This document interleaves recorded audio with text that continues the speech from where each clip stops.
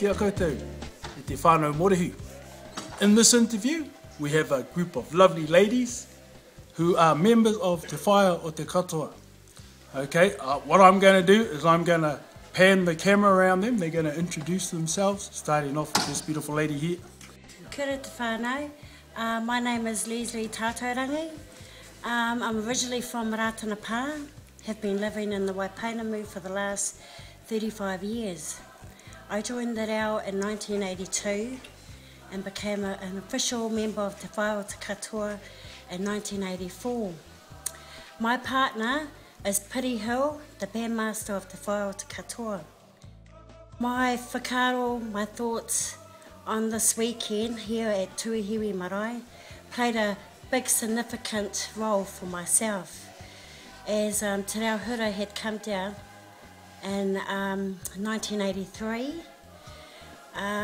When she did come down, I remember when we were all young, we were dressed up in black and whites, and we had blue ribbons that were given to us by our mātua. We had welcomed Te Reo Hura Tarona, who was the bandmaster of Te Reo Arapa.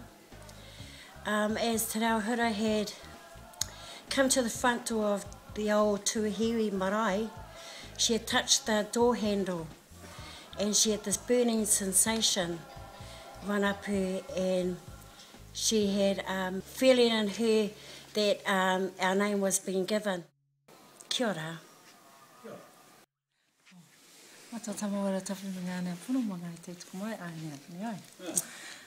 First and foremost, I give thanks and praise to Iho Ngā Mano for giving me the courage and strength to say what I'm hoping I'm going to get right, and say to you, Te iwi morehu whānau.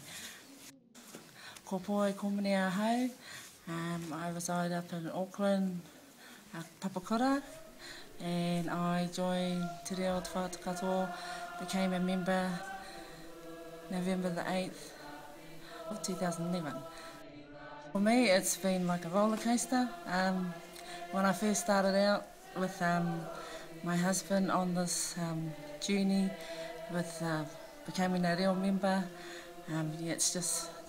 it's taken me to places I've never been before, and it's opened up a lot of doors. I never thought I could play an instrument, and now I am, and got to march down up at Ratanapā. So if you're looking for fun and excitement, enlightenment in regards to our hahi, well, the reo is a good place to start. And I invite you all to come on this journey with us, because it's awesome.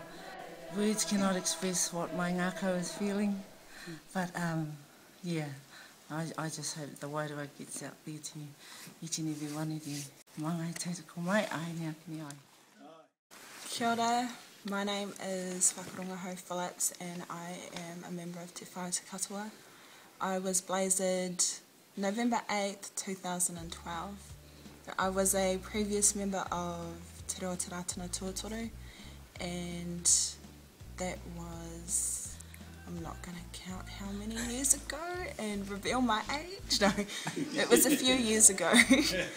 I started in Pukikoe, and we went for a few years and sort of died down a bit, and I ended up joining the Taku Tamuana Kwaia ki Akarana, and my dad is Joe Phillips. Te Whaea o Te Katoa got permission to start recruiting in Auckland, and when I heard that, I jumped on the bandwagon and got blazered, and here we are today. We're down in Tuahiwi Marae, and it was an awesome weekend.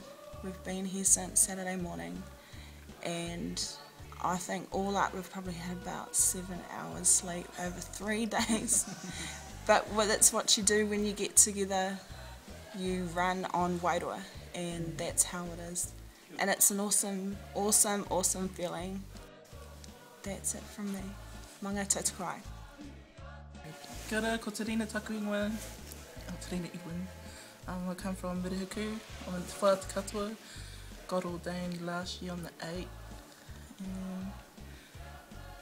Yeah, it's been mean being in the band and stuff. Kia ora, I'm Marina Edwin. I'm from Invercargill as well, and I was ordained on the 8th of November last year, and yeah, loved being in Te Whaea, especially with the new members. They're like your family now. So yeah. Okay, whānau, you've just heard from members and the upoko from the reo Te Whaea to Katoa. So thank you fellas very much for tuning in, and we'll see you at the next interview. Kia ora tātou.